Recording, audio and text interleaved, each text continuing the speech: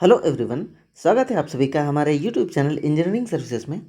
हम लोग सामान्य हिंदी कवर कर रहे हैं यूपीपीएससी ए का जो अपकमिंग एग्ज़ाम आने वाला है उसके लिए, और यह इसका भाग 7 है।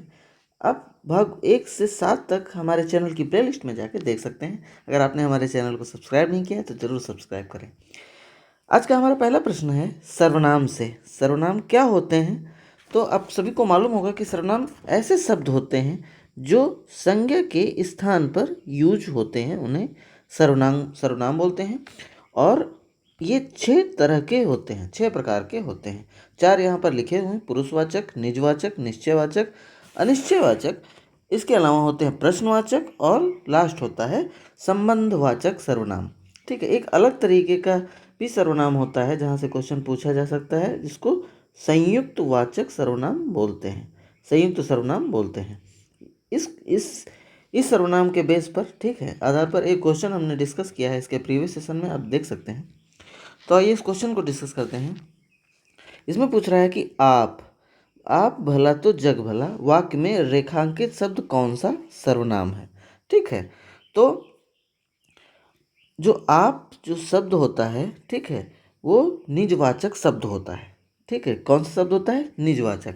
तो निजवाचक सर्वनाम कौन से होते हैं? अगर हम इनको परिभाषित करें तो ऐसे सर्वनाम जिसमें वक्ता, जिन शब्दों का यूज वक्ता स्वयं के लिए यूज करता है। किसके लिए यूज करता है?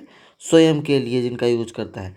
जैसे कि आप, जैसे कि अपने, ये स्वयं के लिए यूज कर रहा होता है वक्ता, इसीलिए इनको निजवाचक सर्वनाम बोला जाता है। ठीक है, अगर पुरुषवाचक सर्वनाम की बात करें तो पुरुषवाचक सर्वनाम ऐसे होते हैं जिसमें वक्ता जो होता है या वक्ता के सामने 3 लोग होते हैं, कह सकते हैं, 3 पुरुष होते हैं। ठीक है, जिनको प्रथम पुरुष, मध्यम पुरुष, उत्तम पुरुष कहा जाता है।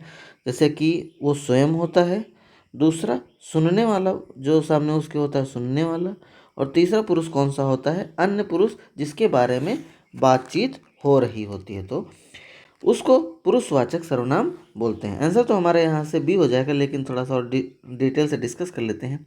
अगर निश्चयवाचक सर्वनाम की बात करेंगे, ठीक है, तो जैसे कि अगर एग्जाम्पल लें निश्चयवाचक सर्वनाम का, तो वहाँ पर जैसे बोल दे कि यह पुस्तक अच्छी है।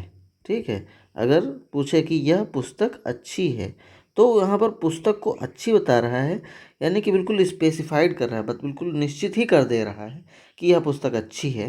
तो इसीलिए यहाँ जो यह होगा, यह जो सर्वनाम होगा, ठीक है, वो निश्चयवाचक सर्वनाम होगा। अगर अनिश्चयवाचक सर्वनाम की बात करें तो जैसे कि अनिश्चयवाचक जो शब्द होते हैं, जैसे शायद, कुछ, ये शब्द कैसे होते हैं?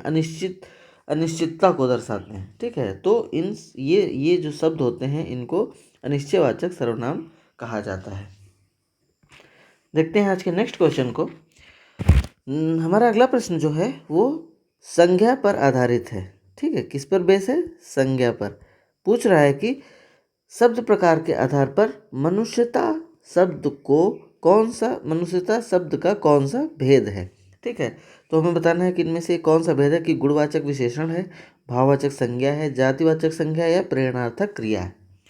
तो ये क्वेश्चन संज्ञा से है, और संज्ञा के होते हैं 3 भेद। ठीक है, एक तो होती है व्यक्तिवाचक संज्ञा, ठीक है, दूसरा होता है जातिवाचक संज्ञा, और लास्ट होती है भाववाचक संज्ञा। तो भाववाचक संज्ञा का मतलब क्या होता है कि भाववाचक संज्ञा का क्या मतलब होता है कि जब वो शब्द, ठीक है, ऐसे शब्द जो किसी पदार्थ की अवस्था को, जैसे कि किसी पदार्थ की क्या अवस्था को, या उसके गुण को, या उसके दोष को, इवन धर्म को, दशा को दर्शाते हैं, ऐसे शब्द। ठीक है, ऐसे शब्द जो किसी पदार्थ की अवस्था को, गुण को, या उसके दोष को, धर्म को या दशा को दर्शाते हैं, उनको भाववाचक संज्ञा कहते हैं। जैसे कि अगर एग्जाम्पल दें बुढ़ापा, तो बुढ़ापा क्या है? एक मनुष्य की क्या होती है? दशा होती है। तो बुढ़ापा क्या हो जाएगा? भाववाचक संज्ञा हो जाएगा। ठीक है, मनुष्यता, ठीक है, या ये भी अवस्था भी होती है, मनुष्यता। ठीक है, ये गुण होता है एक तरीके का, तो यह क्या हो जाएगी? भाववाचक संज्ञा हो जाएगी। तो हमारा आंसर क्या हो जाएगा? सी हो जाएगा। ऐसे ही अगर भाववाचक संज्ञा की बात करें, जैसे कि सुंदरता, ठीक है, उसका गुण भी हो सकता है, उसकी अवस्था, ठीक है, सुंदरता हो गया, ईमानदारी, ठीक है, सहायता, ये सारी चीज़ें किसी न किसी पदार्थ की क्या बताती हैं, पदार्थ की अवस्था को बताते हैं, ठीक है। तो इनको भाववाचक संज्ञा बोलते हैं, इन सारे शब्दों को। तो that's all for the day. मिलते हैं नेक्स्ट सेशन में। आज के लिए इतना ही। Thank you and keep learning.